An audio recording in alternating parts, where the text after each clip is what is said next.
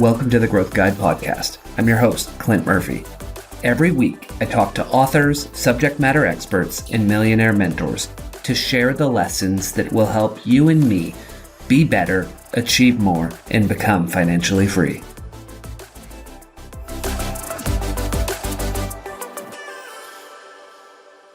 Today, I had a conversation with Derrick Kinney, CEO of Good Money Framework and host of the popular Good Money podcast. Derrick is recognized by Forbes as one of the nation's top financial advisors, and he's coached thousands of clients to financial success. We talk about his book, Good Money Revolution, how to make more money to do more good. And he teaches us to make more money, live the life we deserve, and change the world too. Enjoy our conversation.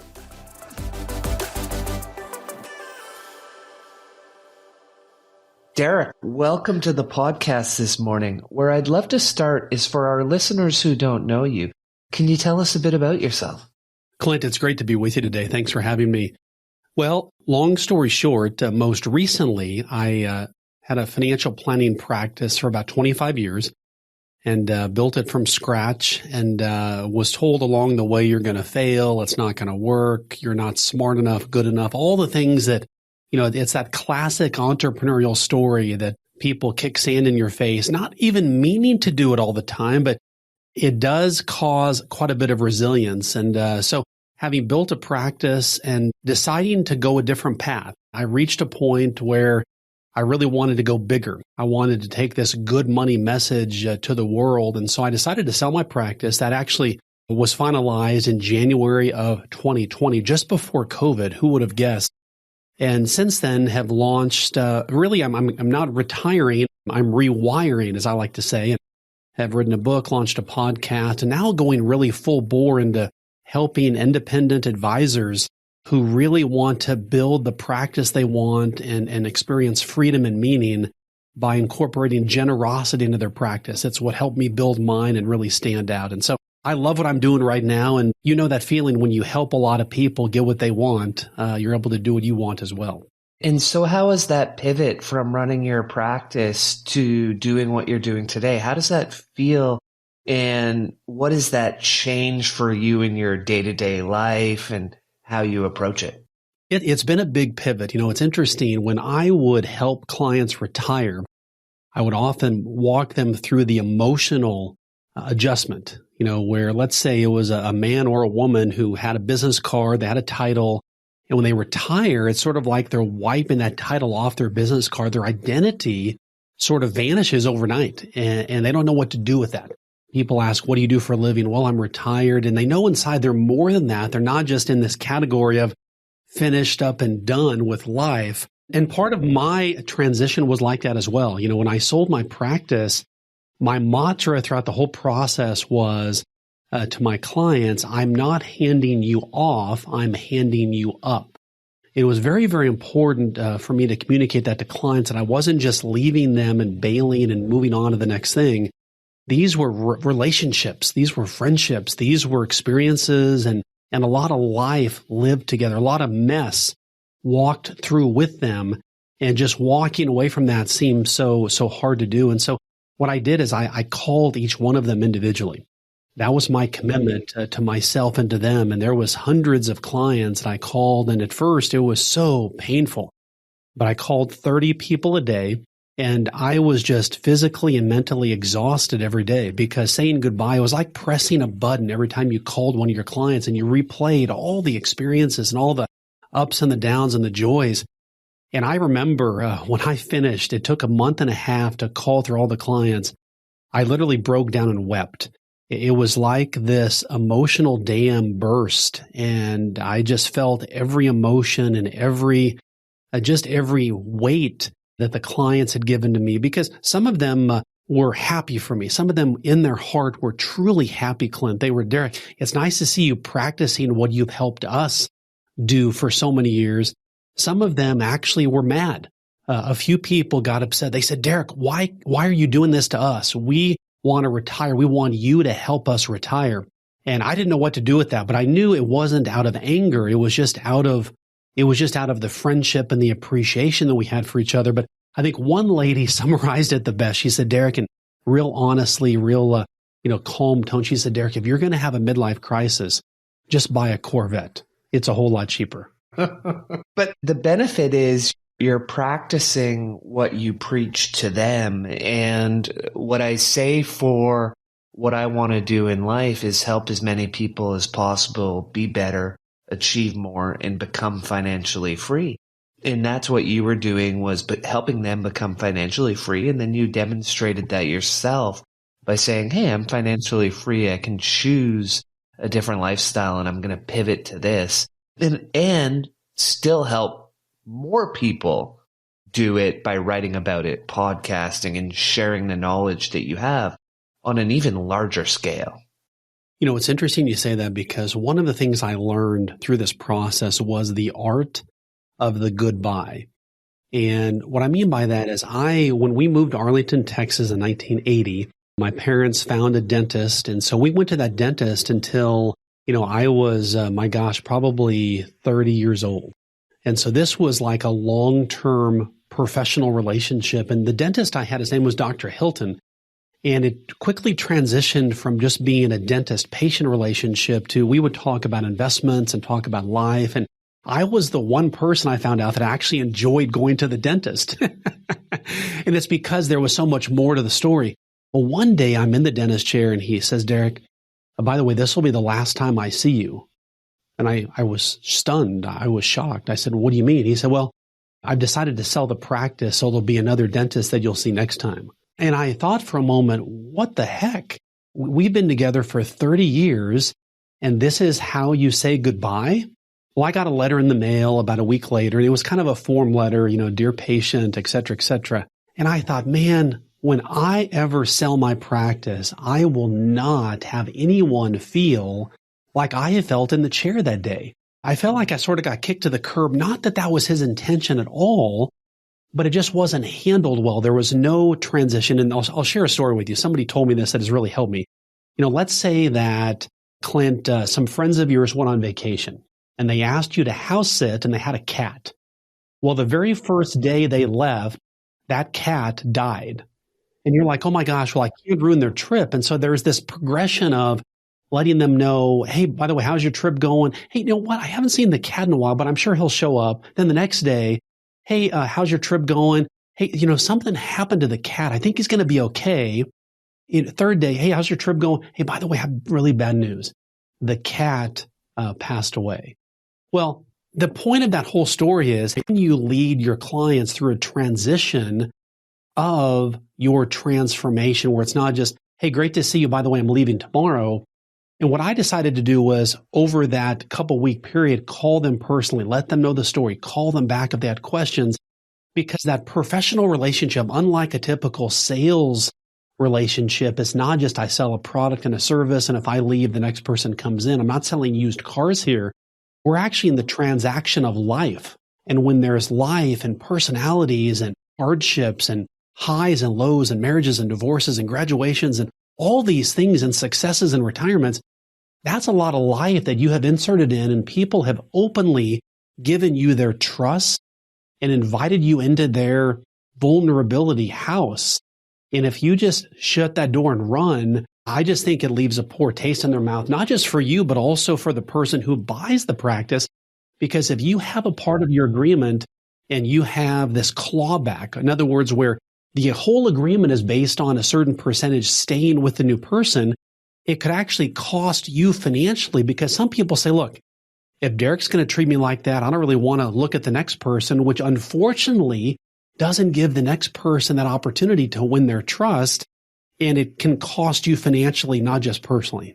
Yeah, it's definitely a downside of doing it the wrong way and making sure that you hand off that relationship. And so what we're going to talk about today is what you taught them, but on a larger scale, which is your book, Good Money Revolution. Where I'd love to start that with you is a saying that you love is, remember when you wished for everything you have now, which is a great one, because that's often our constant craving for more is something we don't have that causes our suffering. and also causes a bit of financial ruin with credit cards and debt, which brings me to your statement. The key to your success is having a daily passion that fuels you to connect your cash to a cause, your money to a movement, your profits to a purpose. Can you share what you mean by that, Derrick? Yeah, so let me go back to when I first started my practice. I was 24 years old and I was stuck in a dead-end job at a marketing firm in Fort Worth, Texas. And we had just worked weekends and nights and pushed out this major calendar project. And all of the technology people got bonuses. And I remember hearing people walk in the hallway. One guy said, I'm going to buy a big screen TV. And once back in the day, he was going to put a satellite dish on his house, or he was going to put a down payment on a new car. And so I began to hear this and I got excited. It's like, oh my gosh, they're going to pass out bonuses. I called my wife and we were excited. Well, I didn't get a bonus, and nor did one other customer service person in the company. And it really bothered me, really felt personally embarrassing. And I had a decision to make in that moment. And the decision was, do I stay in this company, small 10-person firm, first job out of college, and let someone else dictate my economic value to me based on a twice-a-year evaluation that's very subjective? Or do I take the chips, the few chips I had right out of college, and I place them on Derrick, and I bet on that? And that's what I decided to do. And so I then began to study in the evenings and got all of my financial advisor licenses and began to build my practice. Well, I quickly realized I had another problem, and that was I was 24 years old, not a shred of gray hair. I looked super young, and other advisors had a lot more experience and knowledge and relationships than I did. And so the challenge I had was, do I compete with them based on the products and services available and just go head to head? Or was there a better way? And the better way was there a problem that I could uniquely solve that other advisors weren't solving? And what I realized was that most successful people that had money and people that wanted to save and were successful, they wanted to have their lives less complicated than more complicated. And so I began to explain complex business and money topics in an easy to understand way. And it turns out successful people, you would think, want to know every single minute detail, but they don't. They want to work with someone who knew enough to help them take action and could be trusted to keep them out of financial trouble.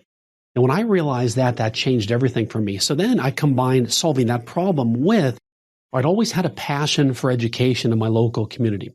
I remember when I graduated Sam Houston High School here in Arlington back in 1987, I always thought about, wouldn't it have been nice to have had some professional men and women come back to my economics and business classes and talk about, hey, here's why you're doing this homework. Here's how this class will help you in the real world. But nobody ever showed up. Nobody ever came back to our high school. And I said, I want to change that because that's just not right. And so I began to go back to my alma mater, and I began to give a Student of the Month and a Teacher of the Month award. So the Teacher of the Month, I gave a $50 Amazon gift card. The Student of the Month was a $25 Amazon gift card.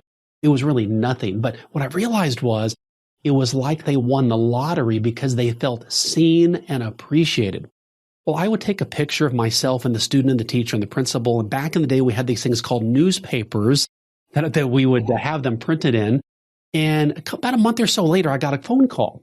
And the phone call was a woman on the other end of the line. She said, Derrick, I saw your picture in the paper giving an award out at Sam Houston High School. We'd like to move our investment account over to you. Well, this shocked me. This completely perplexed me. And I said, I don't know why I said this, but I said, why? And she said, look, I know you're brand new in the business. We've been following you and so forth, but you care about what we care about. That's why we want to work with you. When she said that, that was the light bulb moment for me, because I realized that I, as a financial advisor, was a dime a dozen in my local community. People could work with anybody. We all looked the same. We all did the same thing, at least according to the client.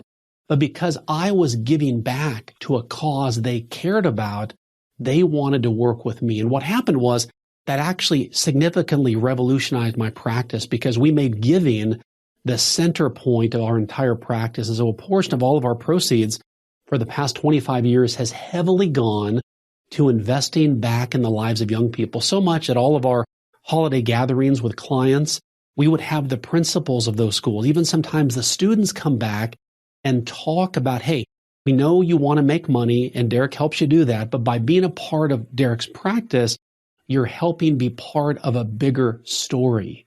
And clients love the fact that they could invest their money with anybody, but the fact that their money was helping make the community better and helping make students' lives better made it like a moat around our relationship. So when competitors came calling, which they always did for the free Friday night steak dinners to talk about retirement or come to this event, they would always bring those to me and say, Derrick, here's what your competitors are doing, but we want to stay with you because you care about what we care about.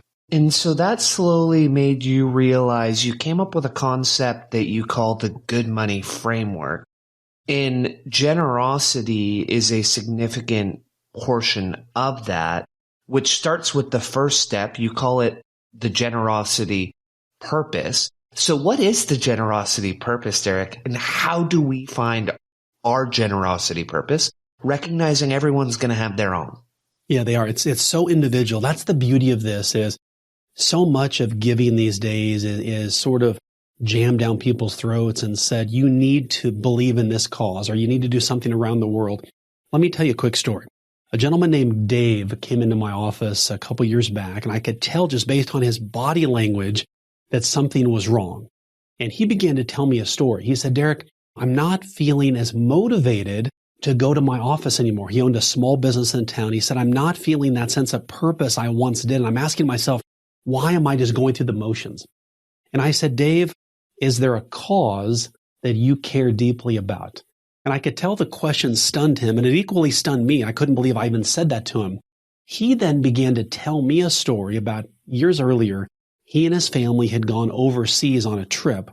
And in this one particular village that he and his family visited, he remembered the guide telling them that this village is such poverty because there's not a school building here. If they had a dedicated school, it would revolutionize this entire community. And he remembered exchanging that glance with his wife as if to say, wouldn't it be cool to fund that school? Well, they got back to the States and life got busy, business got busy, etc. But my question brought it back. And I said, Dave, what if you did this? What if you set a sales goal and you said, I'm going to increase my sales by 20% over the next 6 months, and I'll take half of that increase and use it to fund that school? Well, his eyes got as big as saucers. We began to brainstorm what that could look like and how we could do it. So fast forward now, he comes back in the office not 6 months later, but 3 months later. He looks younger. He looks rejuvenated. He looks like he's back on his A game. And I said, Dave, it's night and day. You're just a different guy. What happened? And he said, well, I took the idea of the generosity purpose that you and I talked about, and I went back to our clients and I said, hey, we've decided to have a generosity purpose and we want to fund a school in this particular village. And he mocked up a picture of what the school could look like and put it on the website. Well, his clients got excited because they liked Dave already. They liked his product, but even his competitors would call on those same customers.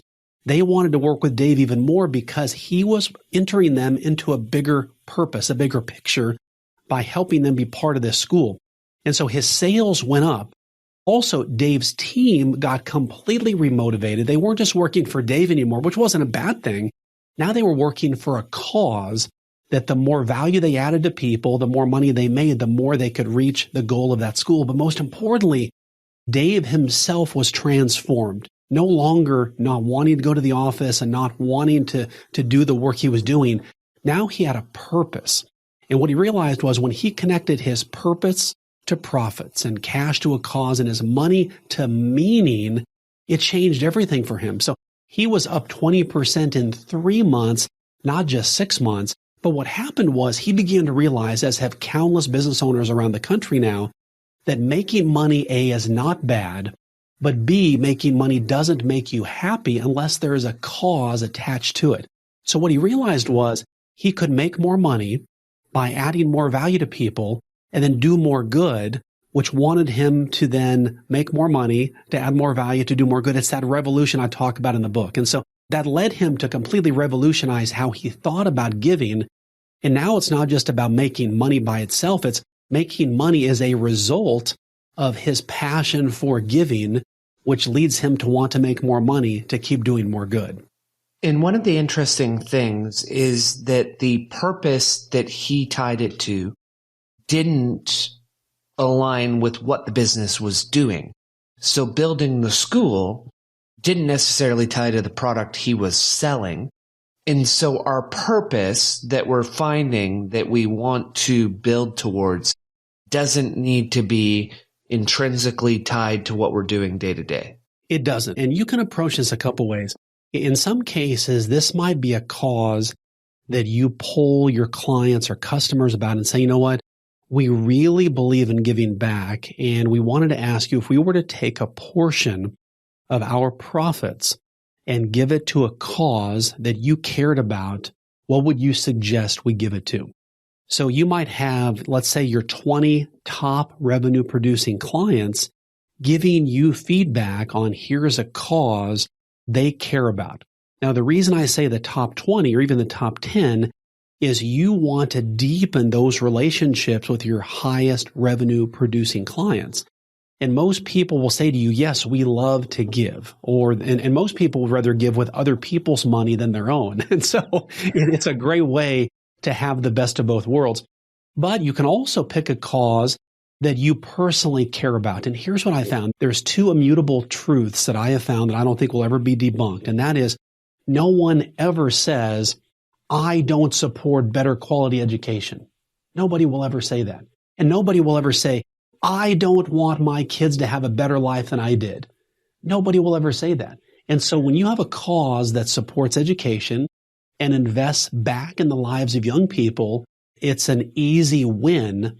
And that's my generosity purpose. I mean, even every Tuesday night, for example, we invite a group of college and young adults to our home. It's open door. We provide the free food and we just have great conversation for a couple hours. I just love that age group of people because I love investing in them. It's part of what I call my people portfolio. It's the people I choose to invest in consciously that I have no expectation. I have no direction. There's no disappointment.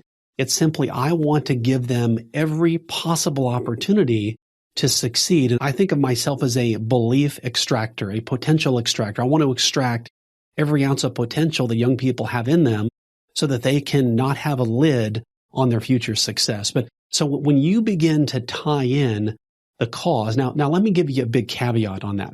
Many people will think, well, I'm just going to start giving, but they have a terrible product or their service has a horrible reputation. Giving will not cover up poor service, poor quality implementation, and a poor team that you've got, okay? The beauty of this is you need to provide excellence already, especially in the money game. If you're a financial advisor listening right now, you want to make sure you have a great system and a structure where you're communicating well, where you're bringing people to the office or you're letting them know that you are watching their money on a regular basis. And in addition to already superlative service, we're going to now incorporate generosity into this. It makes you almost unbeatable. You know, when we sold the practice, we had a 99% client retention, which is unheard of in the industry. Typically, it goes to about 95, maybe even as low as 90, sometimes lower than that. But it was because there was this feeling in this relationship that, hey, you're not just investing with Derrick, you're investing for your future, but you're also helping other people's futures be better. And there was sort of this feeling of exclusivity with that. Boy, I want to work with Derrick because he does more than these other advisors do. And so in order for the listeners to start having this generosity purpose in their life, the first thing they need to do is get their finances in order. And what that comes down to is planning. What do we want? How are we going to do it? Tracking it. And so you say, hey, you need to know what your top financial goals are, how much money you want to make, and what options you have to make that money. Can you talk about that and setting the listener on the path to having money that they can then use for their generosity purpose? You bet. And let me debunk something too.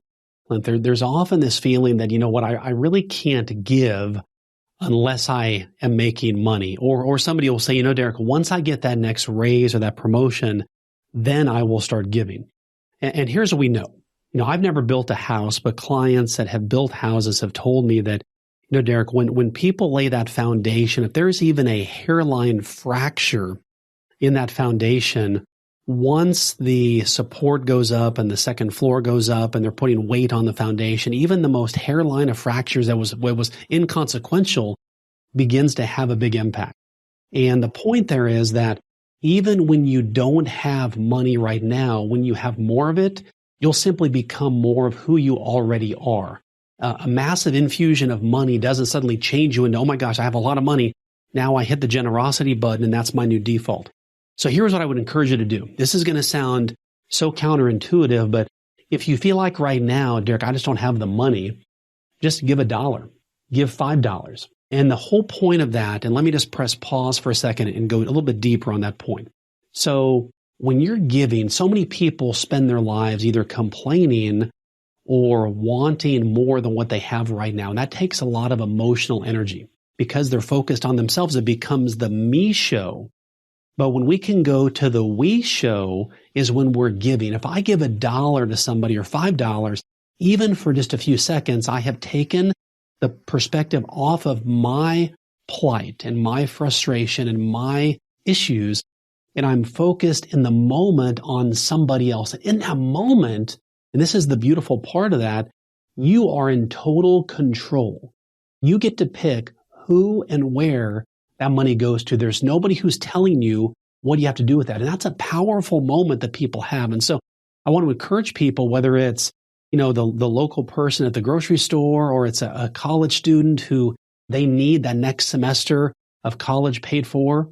Could you help them out with that? Or even somebody in high school that you see the talent, but you see the struggle of their family's financial situation. Could you buy them a book at the bookstore and just put a note, hey, dear Linda, I think your best days are yet ahead. I'm cheering you on. Warm regards, Uncle Derrick.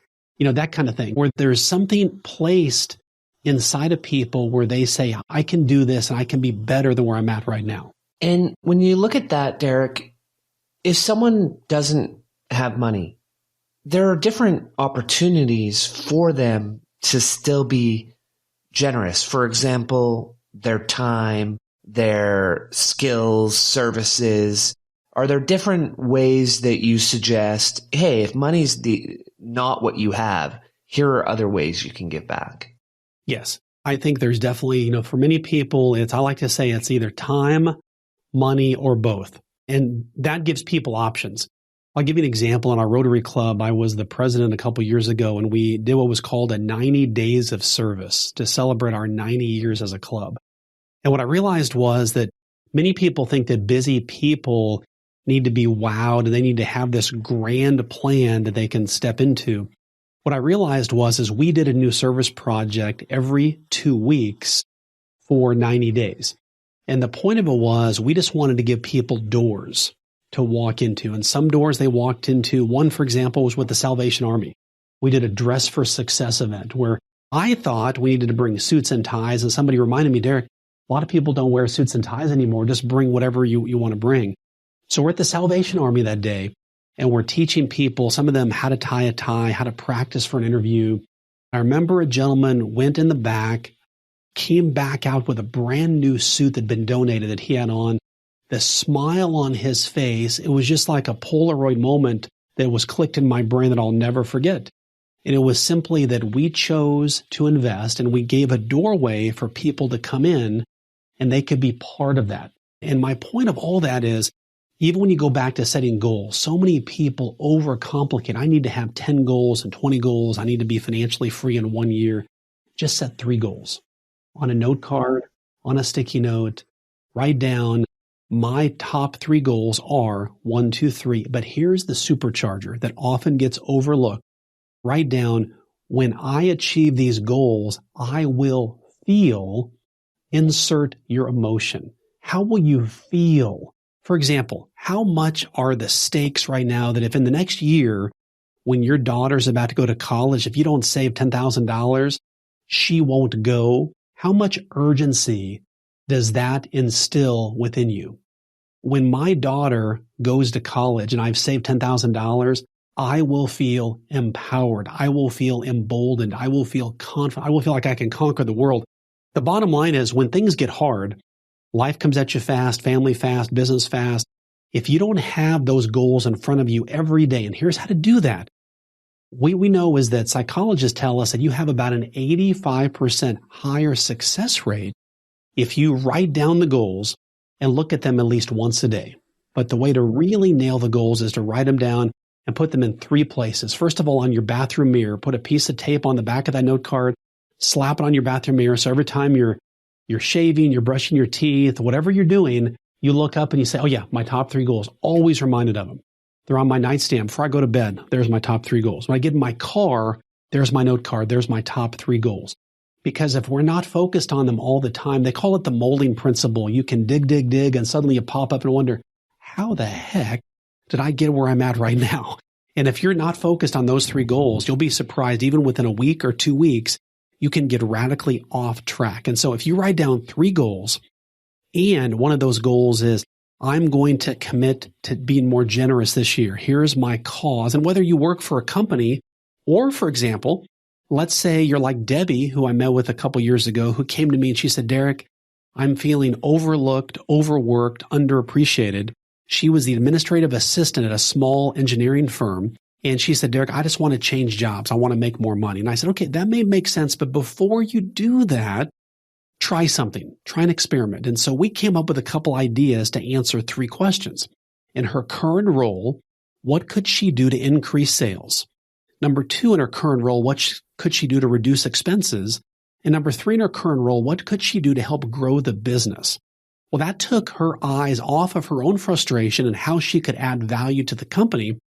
And one of the ideas that she came up with was her boss always complained about not having time to grow the business and bring in new customers because he personally saw every single customer himself. And so she said, what if I offered to get a license that would allow me then to see some of those clients and basically peel off the lowest revenue producing 25% she would take, which would give capacity to her boss. She presented the idea to the boss and he was like, this is one of the best ideas anybody's ever presented to me. And his comment was, it's so nice to have an employee who thinks like an entrepreneur. And that changed everything for her. The other idea that we came up with together was in that company, there was one salesperson that they relied on to bring in new business.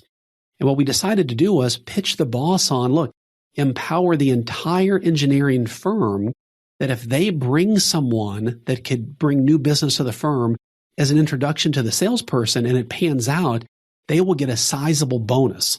Well, suddenly you had an entire company that became a sales force and the business grew. And what we learned was 2 things. First of all, every business owner's favorite radio station is WIIFM, which is what's in it for me. So don't bang on the boss's door, demand the raise. They'll throw you the 4% and then tell you to move on.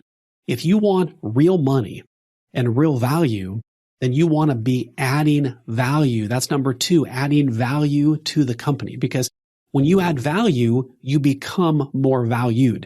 Within 6 months, Debbie was making $25,000 more than she was making prior to our visit. Because we tied in an incentive that with the customers she met with now, any new business, she got a portion of that. Her boss just loved the ideas she had, gave her a raise. And so now she, by not going where she thought the grass was greener, decided to pour a little fertilizer on the grass underneath her current feet. And she did very, very well. And that's when people talk about financial independence, a lot of people focus on the spending side of it. My goal is always to say, well, number 1, how can you earn more? Because there's limit to how much we can reduce our spending. There's no limit to how much we can increase our earnings. So what you're talking about there is a bit more on the increasing the earnings side. When it does come to spending, you talk about some ideas that people can use. You say set and forget, pay yourself first, capture and keep. What are some of these ways people can use in order to keep the money that they are earning? Because we tend to just It's not like everyone thinks we have to make it rain all the time and every dollar in has to be $2 out. So what are the ways that people can save the money in their jeans to then use for investing and generosity? Thanks for listening. If you enjoy what you're hearing so far and want me to be able to get your favorite guests on this show, please do me a quick favor. Subscribe to the show and leave me a rating. The 30 seconds of your time will mean a ton to me.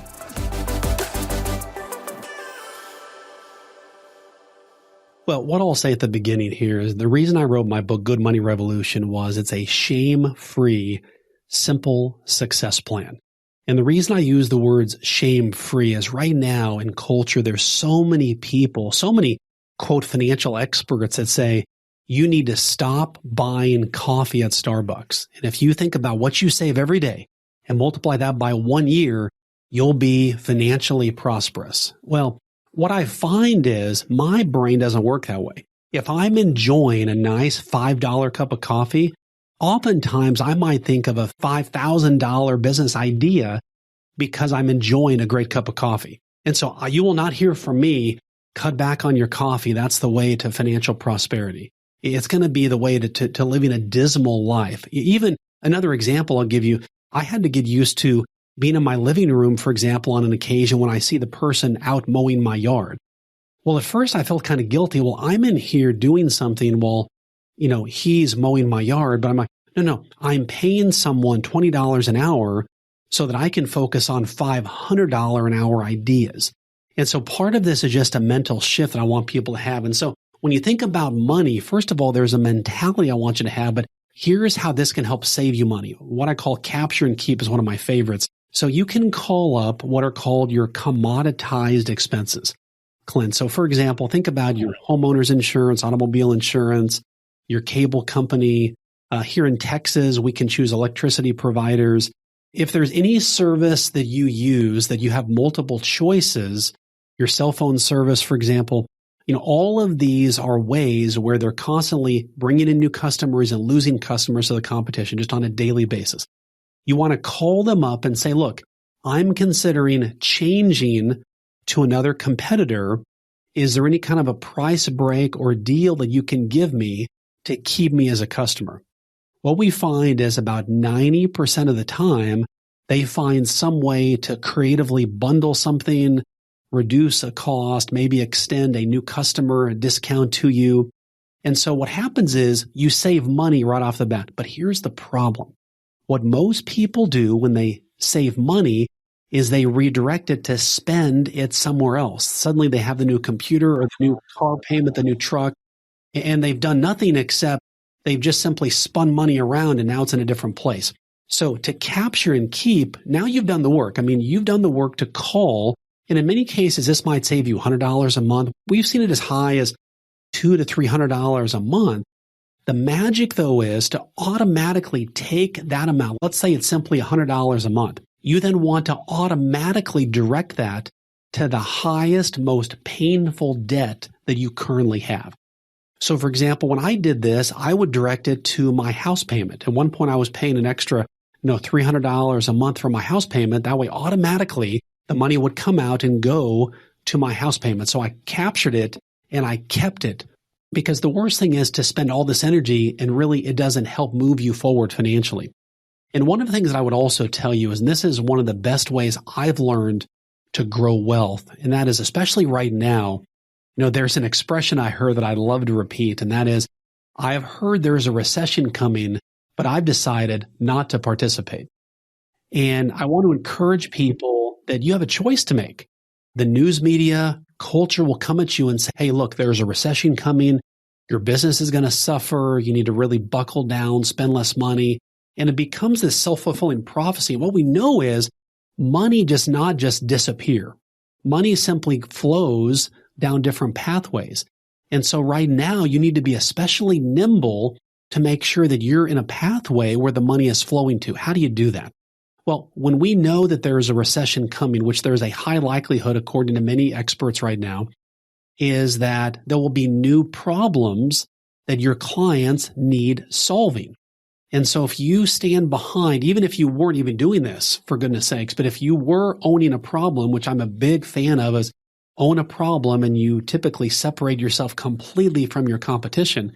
Now you need to own new problems. For example, now it may be, how do we continue to grow our business? How do we save money? How do we reduce taxes? How do we better prepare for what could be a slowdown and still save money? All of these things you can help clients with.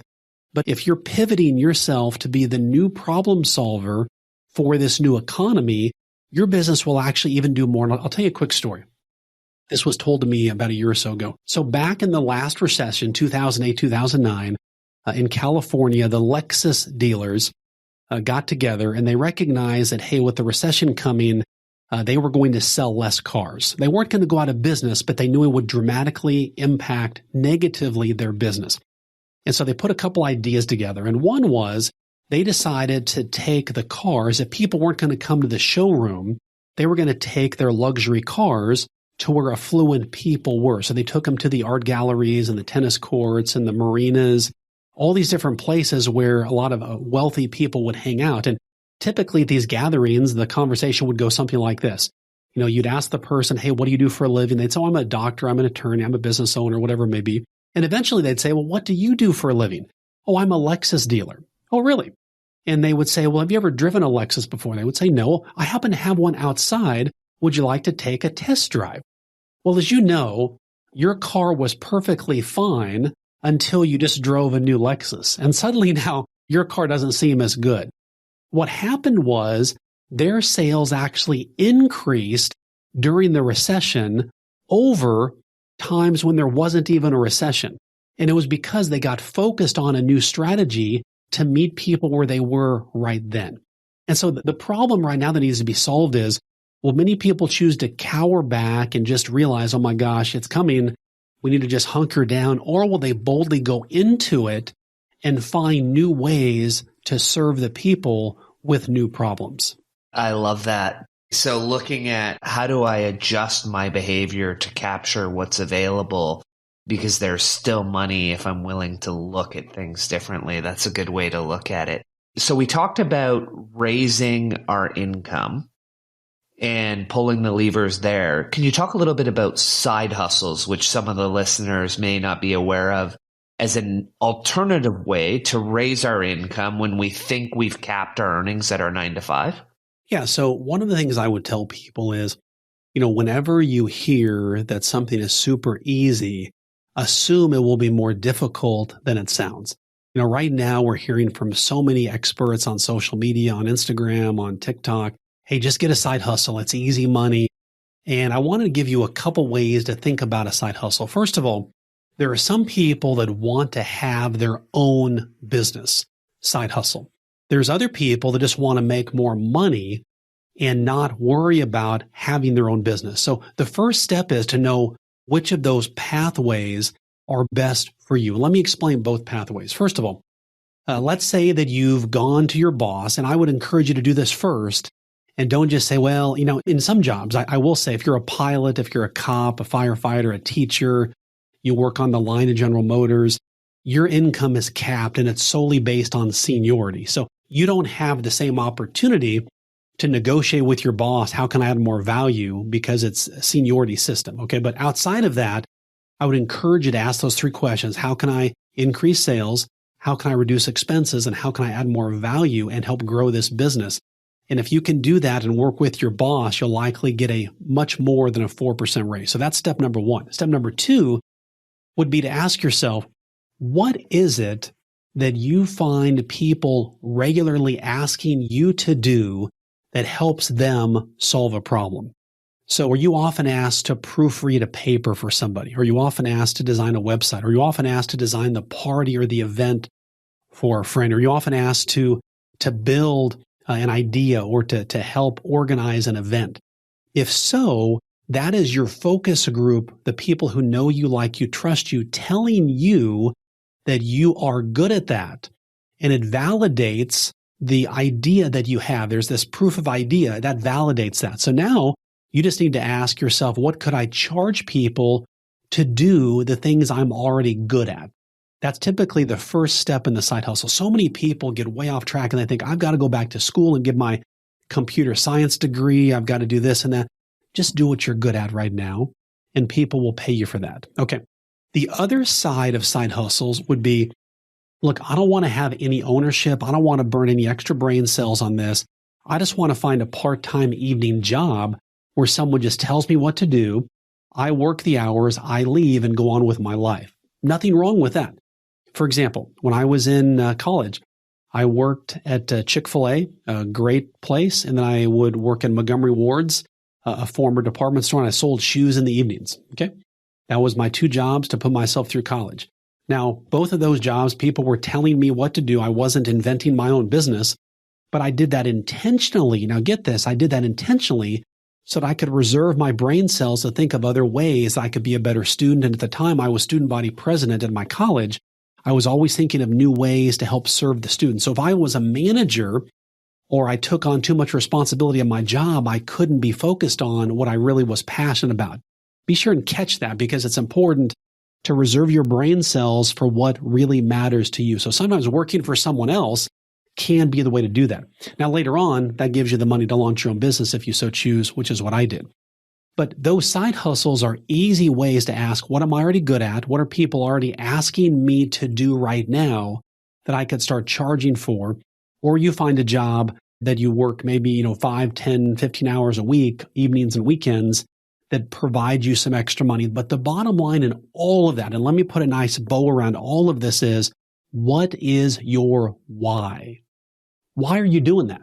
If you just work to make more money, oftentimes we know that expenses rise to the amount of money that we're making. And suddenly now your part-time job and your side hustle equals your new expenses, and you're no better off. So I would encourage you to go back to the note card, the 3 goals I've got, and tie that side hustle to helping you achieve one of those 3 goals, so that when you achieve those goals, you will feel empowered, courageous, emboldened. That way, when you go to that job sometimes, or you work that side hustle and your friends are out partying or the big game's on and you've got to work, you've got to have a compelling reason and a motivation to drive you to say, you know what, short-term pain, long-term gain. I'm doing this for a reason. I want to see my daughter go to college. That's why I'm doing this extra side hustle. It's worth it to me. So as long as whatever your why is worth it to you, it can drive you through those hard times, but it can really get you focused on what you're good at. And again, make it easy. There's a mantra that I say on a regular basis that effortlessly and easily, opportunities are coming to me. And when I go to the ocean and I see the waves, each wave represents this new opportunity just flowing to me. And when you have that type of mentality that there's always new opportunities out there, you will find one that fits you and pays you well. I love that. Effortlessly and easily, opportunities are coming to me. I'm going to make that a bit of a mantra. And when you think of that side hustle, Derrick, often people will start to say, maybe I want this side hustle to become the permanent hustle, and I want to move in that direction. And when I'm talking to a lot of young people, I often contrast 2 different approaches. One I call the Spider-Man approach, which is, Spider-Man never releases his web from one building till he's firmly anchored on the next building. And so he's patient. I don't have to just blow my job and jump. The other is the infamous Viking methodology of just burning the ships at the beach. And you talk about that one and say, hey, sometimes this may be the one you have to do. Can you contrast that for the listener when they might have to just burn the ships at the beach and go for it? I think that would be like a great personality profile right there. That would tell you in one question, what type of opportunity and really risk are you most suited for? And let me tell you a quick story. Part of my passion for investing in the lives of young people is at my children's school. My last one just graduated from there. And I would teach a business club, taught it for about 10 years. And so the whole point was to invest in the lives of these young people. But every year, I would do what I called the $5 challenge. And so the club grew as high as about 60 students. And so one day I showed up with, 60 times 5 is $300. So I brought in $300 worth of $5 bills and I passed them out to each student and their eyes got as big as saucers. And I said, in life, sometimes there's a moment where your back is against the wall and you have to make something happen. Here's what's going to happen now. Over the next 24 hours, those of you that choose to do this, you're going to take your $5 and whoever can basically times it times 5 will be eligible for some prizes that I'm going to give out. Now, who in the room is interested in participating? And about a third of the hands went up. So that means 2/3 of the people automatically said, not interested. So I said, okay, take your $5, go to Sonic, go to Chick-fil-A, spend it on yourself, give it to somebody, whatever you want to do. I have no problem with that. The other third of you, here's what's going to happen, is I want you to text me by this time, 24 hours from now, and tell me what you did with the money. And then whoever makes the most, the top 3, I was going to give out some nice Amazon gift cards. So this was a way for me. It cost me a fair amount of money, but it was an investment in them to express belief. And so one of the texts I got was a young man who took his $5. He bought a $4.99 bag of trash bags. And in our community, there'd been a big storm the night before. So he went house by house offering to pick up the debris, tree limbs, leaves, etc., from each of the yards. Within 24 hours, he turned his $5 into $81. Okay. Another young man bought a case of water bottles and took it to his sister's hot and sweaty soccer game and sold bottles of water to everybody. Did the same thing the next day and ended up making about $78.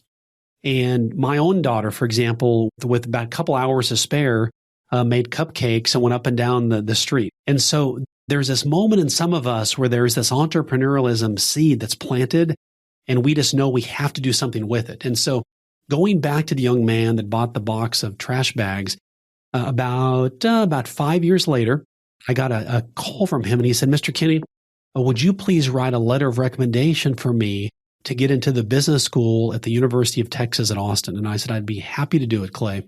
And in the letter I wrote, this is a student who took $5 and turned it into $80 in 24 hours with his ingenuity and uniqueness.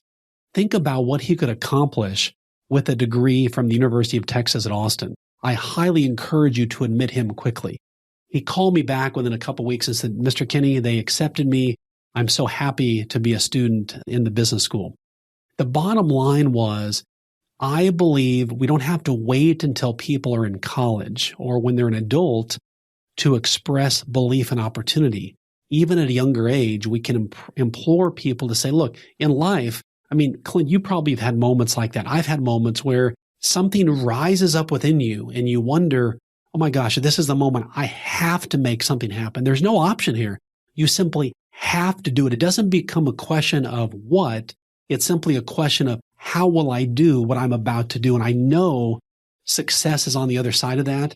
I just have to get there. And, you know, for example, my very first practice we bought it. People cautioned me not to do it, but I knew it was the right decision. I bought a huge practice over in Dallas, and really within a couple hours, the people I bought it from began to violate all their non-compete agreements. And it led to lawsuits. It led to all kinds of just horrific stuff. But when it was over, I examined and I said, I didn't lose a limb. I'm alive. And actually, this was just an expensive business school class is what I just went through. What happened was all that time as the market was dropping, clients were leaving as they were going back to these other advisors because they didn't know me, for goodness sakes. I wasn't even given a fair chance at it. I kept investing in the market.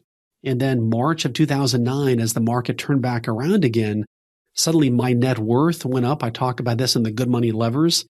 And it allowed me the emotional strength and the emotional muscles to then buy 3 more practices because of what I learned in that horrible experience that, you know what, I didn't die.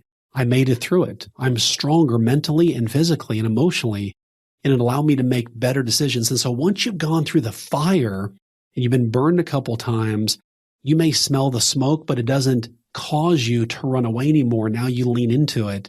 And that's what I learned through that process was when you keep betting on yourself, you don't win every bet, but you become a smarter, better with each transaction. And that raises some concepts of money mindsets. So we'll shift and we'll talk a little bit about mindset. The first one that's had an impact on your life and a big impact on my life is the idea of circle of control. Whether it's the Stoics, Stephen Covey, or even you talked about a young mentor, they all tended to focus on 3 buckets: what we can control, what we can influence, and what we have no control or influence on. So how has that for you had a significant outsized impact on your life? Well, it's had a dramatic impact. That was taught to me early in my financial planning career by a mentor, and it gave me clarity. So many achievers, so many entrepreneurs, so many people who strive for the next thing, we always think that we're in control, that we're taught, do the hustle. It's the hustle that wins the day, and ultimately just hard work and you can do everything. That's actually not right. Well, what we've learned is that, and what I've learned is, I could work really hard at something every single day, but if I don't have direct control of it, I'm going to be working hard for no reason and simply burn energy out. There was a concept taught to me in a seminar many, many, many years ago, and it was this concept of that, athletes, when they train, actors, etc., they go hard and then they have a rest time. For example, if you're an athlete, you have the off season and you have the regular season. But you and I, who either work for someone or we have our own businesses, we're what are called corporate athletes. There's no off season unless we schedule it consciously. And what I realized was that if I'm always burning the candle, eventually both ends burn and I burn out. And so the best version of me, even small things I've brought into my life most recently, for example, if I'm in line at Chipotle or I'm in line at the drive-thru or waiting to buy a movie ticket, I have to force myself to put my phone back in my pocket and just think. And it feels like it's an eternity. And even during the day, sometimes I find if I just put my phone away, put it in a different room, downstairs, leave it alone, and let my brain begin to work full-time, the full-time job I hired it for, and let it do its job, great ideas come to me, profitable ideas. And it lets me have this bonus employee that I've been holding back. I hired and I'm paying top wages, but have not let that employee work to its fullest capacity. When I let my brain do that, and I empower it to say, here's our goal. Our goal is this amount of recurring revenue this year. Here's how many clients we want to bring on. Suddenly that reticular activator, that part of our subconscious mind, goes to work to find solutions for that. But it typically occurs in the silence. And when I can put a specific marker, much like if I was on the green putting, if nobody told me where the hole was, I might putt for the whole day and not know where the hole is. But because there's the hole and there's the flag, the key is giving your brain, hey, that's the flag we're going toward. And then your brain can help you get that ball in the hole even quicker and by serving clients better. It's one of the best analogies for a goal and a clear destination that I've heard, is being on a putting green and not knowing where the hole is versus we know where the hole is. That's where we're going. It's a lot easier to get there. I love that. I'm going to file that one into the memory bank, Derrick. And one of the things that we can end on for a last question for you on the book, and then hopefully you'll have a minute for our final 4 rapid questions, is there are some common money mindsets that hold people back in life. What are some of the common ones you see that get people in trouble? This is a part of the book that I didn't want to have to write because it's personal for so many people. And the reason I say that is because it holds people back. And I am just anti holding people back. So picture this. Let's say that in your childhood or even recently, you might have seen a parent or a grandparent or a close friend bang their fist on the table and say, if only we had more money, then we could live the life we want, or then we could do the things we want to do. And basically, money becomes the villain, that the lack of money is causing us to be oppressed. Or someone might have said one of the worst possible things they could say, and that is, in life, there's the haves and the have-nots, and we happen to be part of the have-nots. And kids, teenagers, people grow up, and they live their lives with this subliminal mindset that we're the have-nots, and I can't ever fully achieve what other people achieve. And I'll tell you a quick story to illustrate that. I came into the office on a Saturday morning to catch up on some things, and I saw my voicemail light blinking, and I had that decision to make. Do I check the message or just ignore it and keep working? A voice inside said, check it. I pressed the button, and to my shock and surprise was a woman's frantic voice. She said, Derrick, the moment you get this, please call me back right away. There's an emergency, and they're going to send me to jail. Oh my gosh. I quickly dialed her number, called her back, and I said, tell me what happened. She said, Derrick, I got a letter in the mail. They're going to send me to jail. And I said, okay, whoa. Tell me why the letter and what happened. So she tells me that she was at a store and she accidentally bounced a check that she wrote. She didn't move money from her savings over to checking to cover it. She got this non-sufficient funds letter in the mail, and it said that they were going to charge her for it. She interpreted the letter to say it was going to send her to jail. Now I said, why do you think that? So she tells me this story that blew my mind. She said, Derrick, when I was a young girl, I overheard my dad receive a call from a store manager that he had just gone to buy school supplies for her and her siblings, and her dad had accidentally bounced a check. And the store manager called her dad to say, you bounced a check, I'm sending a cop to your house, and we're going to send you to jail. So this young girl, who was now 55 years old, grew up believing that you bounce a check, you go to jail. Well, that blew my mind. And so the next week I brought her into the office. We got that resolved for her, and we began to unpack her bad money beliefs. Now, what I had seen for the past 10 years we worked together was she was always resistant to risk, never wanted to pursue anything that would take her out of her comfort zone. And she was always complaining about not making the money or getting the promotion she felt she deserved. As we unpacked all this, she began to realize it was her bad money beliefs from a 7-year-old girl that had only magnified as a 55-year-old woman who looked successful on the outside, but was crumbling on the inside. And when we began to realize that, she was able to say, oh my gosh, that's a bad belief. That's not even true. And she linked how the bad things that had happened to her were connected to her bad beliefs. Within 6 months, she got the promotion that she wanted and was making about $20,000 more than she was 6 months earlier. And she began taking my financial advice at long last and was making more money as well. So the bottom line is, you might think this sounds so trivial, but you might have been bullied. I've got a really big nose, as you can see. I was taunted as a kid. And even today, I still think back sometimes of what people said to me, and I've got to say, nope, cancel. That was the old Derrick. This is the new Derrick. And the words that those people said to me weren't necessarily directed to me. It was out of their own inhibitions. It was out of their own lack of self-esteem that they wanted to put something on me. And so if I hold on to that, that makes their problem my ownership, and I can't do that. I'm far too valuable to own other people's junk. And so I would just encourage her to do the same thing. If we need to put those bad money beliefs to the side, and you are now a new person, and I want to express my full belief in her. And so I think people right now need to recognize you might have been told that, but take that lid off of your head so that you can keep moving ahead. And so really assess what money lessons did you learn in your childhood, and what do you need to let go? What do you need to change now that you've grown in life?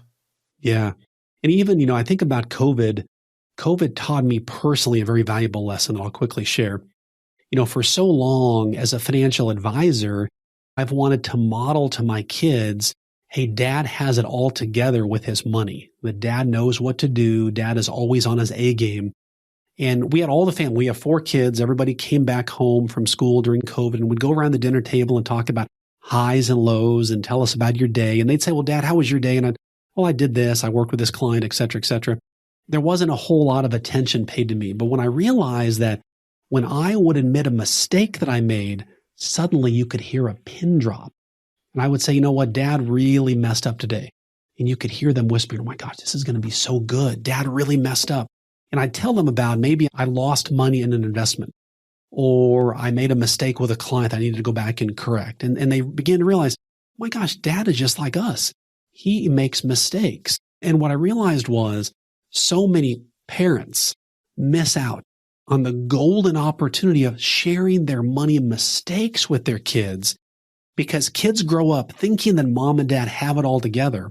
And then when they get to be a mom or dad themselves, they think they're the oddball because they're having this mistake or this problem. But if we can let people know ahead of time, hey, this is what money feels like. Sometimes it's good. Sometimes it's not so good. We make mistakes. We learn from those mistakes. And you're training kids to have a perspective that people like imperfect people better. And money is also imperfect and we have to manage it. That's why it's called managing money, not perfecting money. It gives people the chance to let themselves off the hook and learn and grow. And I think have a much more healthy relationship with money, which helps them to often have more of it to then do the good that they really want to do. Oh, it's a beautiful realization for your kids and something we can all use as parents. Do you have a quick minute for a final 4 rapid fire questions? Of course. All right. So what is a book that's had a significant change on your life, Derrick? Well, I mean, my easy answer is going to be the Bible, of course. But from a financial standpoint, one of my favorite books is called, it's The Richest Man in Babylon by George Clason. It's a book I read probably once a year. That fable written in Babylon, the principles are so easy, so timeless, but it just talks about how when you tell stories, people remember the stories as long as the principles are there. They may forget the facts and the figures, but the stories always stick. I'm going to have to check that one out. I've heard so much about it and haven't downed it yet, so that's got to be on the list. What's on the bookshelf right now for you? Well, a couple books. One is Atomic Habits that I want to dive into, James Clear. One is a book that I've read before, and I'm just getting back into it again, is The 4-Hour Workweek, which is so good. Anything that Donald Miller writes is so good. One of the books that I have is a book by T. Harv Eker, and he wrote a book called The Millionaire Mind, which is so good. Some of these books are written so practically, but they disconnect. In that book, he contrasts, rich thinking and poor thinking, and how sometimes it's just a simple transitional thought that can shift you from one to the other. Let's check that one out too. I love the sound of that. What's one thing you've spent less than $1,000 on in the last year that you think to yourself, I should have bought this earlier? Oh, that's a good question. I just took my son. We went on a driving trip to Graceland, and the trip cost us less than $1,000. We set some goals. We're big Elvis fans, and we set some goals and so forth for our respective businesses. And I should have done that trip earlier. We just got back just 2 days ago. It was wonderful, but time with my son, even other trips I've done with my kids individually, I always wish I would have done them sooner because I enjoy them so much. And they're typically less than $1,000 or just driving trips. Oh, I love that. I love the sound of that. And I've often heard parents taking one kid at a time on a trip. So it's something I have to put in for my 2 boys. I like that idea. And this show's about growth. And so what's one mindset shift, habit, or behavior you've changed? We've already heard about the putting the phone away in line. That's a good example, but you already gave that one. So what's another one that you've done in the last 12 months that's had a good impact on your life? I think for me, this has been one of the hardest years that I've had just in terms of as we create a new business. There's been even some friends that have said some things that were hurtful. I think they meant well, but they were hurtful. There's other advisors that I've worked with that have said, Derrick, I don't know what you're thinking. And while the thinking may be to protect me, it just came across the wrong way. And so what I've learned in the process is don't squish other people's dreams. Better to be accused of walking alongside someone to help them achieve their vision and they fail than you be the angst that they think that you think they're a failure. When you can do that, I think that's winning right there. Yeah, it's an interesting one, Derrick. As I've pursued building a side hustle and growing on social media and the podcast, it's all for a long-term goal. And what I've realized along the way is for a large portion of it, and I'll get emotional on this one, it's a pretty lonely road. No one believes in you and not no one, but very few people believe until the results start to come. And so you invest, you keep marching, you keep doing the work, and you recognize it can be a year, it can be 2 years, it can be 3 years, and it's going to be lonely. And then when I get there, everyone's going to say, hey, look, that happened overnight. We believed in you the whole time. So I believe in you. There are people that believe because they're on that march alone, and surround yourself with some of those people because it definitely is a lonely journey, my friend. Well, Clint, thank you for that. And I would echo the same to you. I know you've got a successful podcast, and people don't understand behind the scenes of what it takes to do what you do. They just think, hey, here's this great podcast, and they don't know all that it takes. Even with my own podcast, I can relate to that. So I believe in you as well, and thank you for having me on today. This has been a real joy. Yeah, and we went wide, we went deep. Is there anything we missed that you want to get across to the listener as we wrap it up? You know, one of the things I'm very passionate about is setting goals. And for you to have 2023 be different than 2022, you will need to do something different. In other words, it just won't happen on autopilot. The famous phrase is, if you do something and expect different results, that's called insanity. And many people, I think, live in insanity year after year. So I would encourage you, I'm going to do this with my family. At first, when we did this, they would moan and groan, and now they look forward to it as we write down 5 goals as a family on a note card, personal, spiritual, physical, business, etc. And we write down again, when I achieve these goals, here's how I will feel. We attach a Bible verse to it. And then I make copies for the kids, and I put them on their bathroom mirror, on their nightstand, in their car, just to practice what I'm preaching. Because it's that simple act that will fuel you to be more successful in 2023 than 22. And you mentioned the book, and I appreciate that so much, Good Money Revolution. In the spirit of the holidays, we are giving away the first 5 chapters of the book for free. There's a link that people can go to. We won't have it up long, but it's goodmoneychapters.com.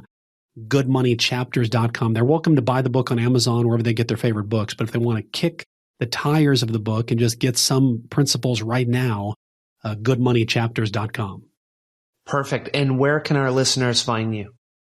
They can go to derrickkinney.com, DERRICKKINNEY.com.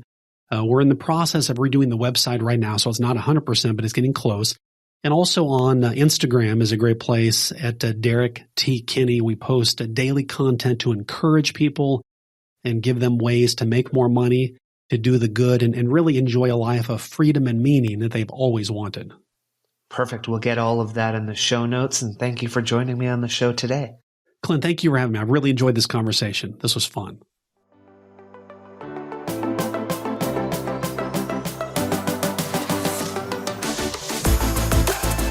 If you like the podcast, you'll love our new newsletter, The Growth Guide. Every Thursday, straight to your inbox, with the goal to help you be better, achieve more, and become financially free. Check it out at our website, thegrowth.guide. Subscribe and learn more.